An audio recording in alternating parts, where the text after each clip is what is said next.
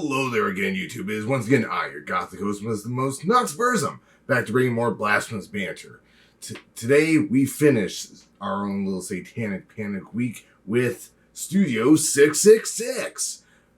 From 2022, rated R, comes in a cool hour and 46 minutes. And honestly, you're kind of going to want it to run a little bit longer, but that's okay because you run out of storyline. Legendary rock band the Foo Fighters move into an Encino mansion steeped in grisly rock and roll history to record their much anticipated 10th album. That is a very accurate blurb for this story, actually. We got directed by B.J. McConnell, written by Dave Grohl, based upon a story by Dave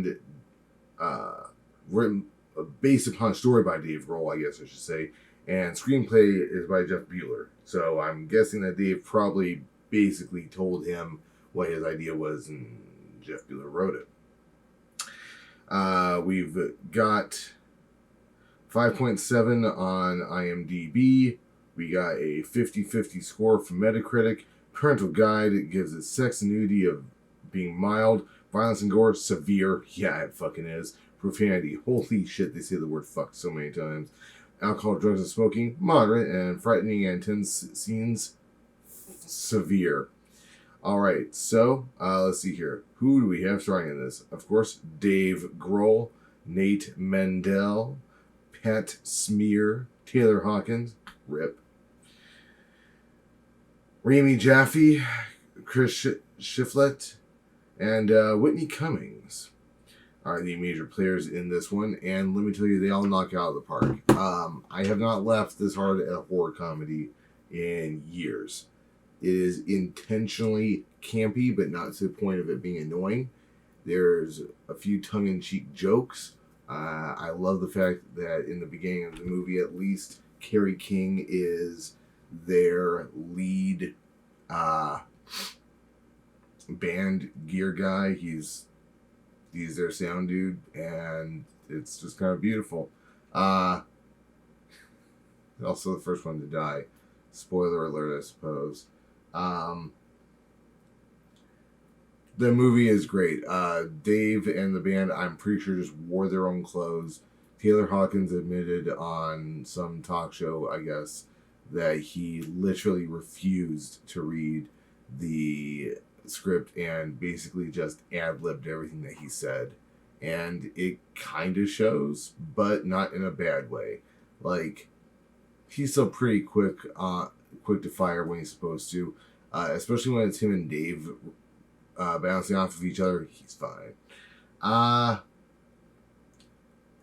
feel like this was based upon several different famous bands' experiences while recording albums, in especially Slipknot's Volume 3, the Subliminal Verses, wherein all 9 members of the band, their producer, the main mixer for the album, and Lou Brutus, who came for just a couple of days during the whole recording process. Like, everyone saw ghosts. Everyone heard ghosts. Everyone interacted with the undead. So that place is haunted as shit. But I think that that's honestly what this is based off of. That, and apparently Led Zeppelin at one point in time found a castle to record in, and it was haunted as fuck. So I think those are probably the two stories that Dave based this idea off of the most. There are several very neat kills. They aren't scary, but they are gruesome as fuck, and it is kind of amusing when they happen. I honestly couldn't stop laughing throughout this whole film. I love how it's edited. I love how it was shot. There is so much cool music in this thing. It is great. I loved it. I give this movie a 10.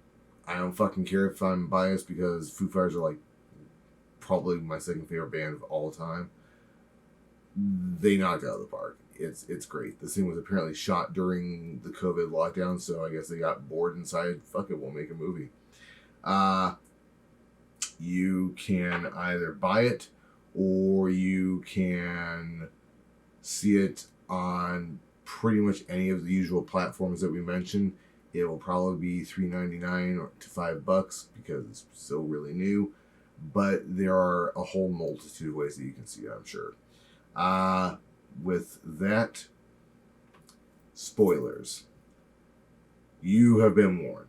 So, the long and short of it is that the Foo Fighters are late on putting out their 10th album, and so they hook up with, so they get hooked up by their manager with this Encino mansion that is, first of all, the mansion's not that big for a mansion, so I'm not sure why they call it a mansion. But there's this one room in the mansion that has like this super sweet tone, and every time that they're in it, they produce great music. So Dave decides that the guys are going to set up there.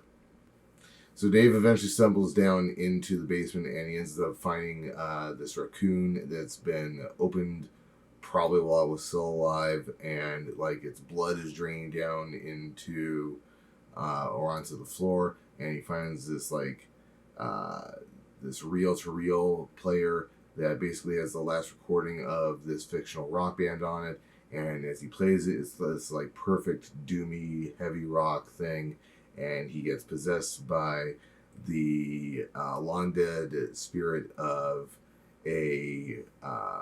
this dead like occultist rocker who killed his whole band while under demonic possession, and he ends up killing off the members of the Foo Fighters one by one as they each either finish their part in the song that he's working on, which ends up being like a 47-minute long song, by the way. It's fucking ridiculous. It's either that or whenever they just piss him off at random. Like one of the guys he outright eats. One of the guys he chainsaws in half, along with the lady he's sleeping with at the time. Taylor Hawkins, he probably gets the coolest death in the whole damn film. Dave uses a hi-hat, a cymbal on him, a crash cymbal, and fucking takes him out right here in the middle of his jaw, and his whole body just slinks down the floor, and blood just sprays fucking everywhere. And I mean, look, dude, if you are not on board from the moment that Haunted Mansion and the Foo Fighters are mentioned, then I don't know what to tell you.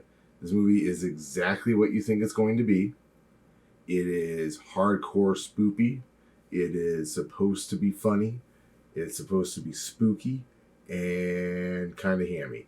And it's basically a throwback to the, band adventure videos of like the 60s through the 70s, where, in American rock, or more like the 50s and 60s, when, like current pop bands back then, or what was considered to be rock back then, the bands would get taken and thrown into basically this very thin plot line wherein essentially playing music somehow saves the day.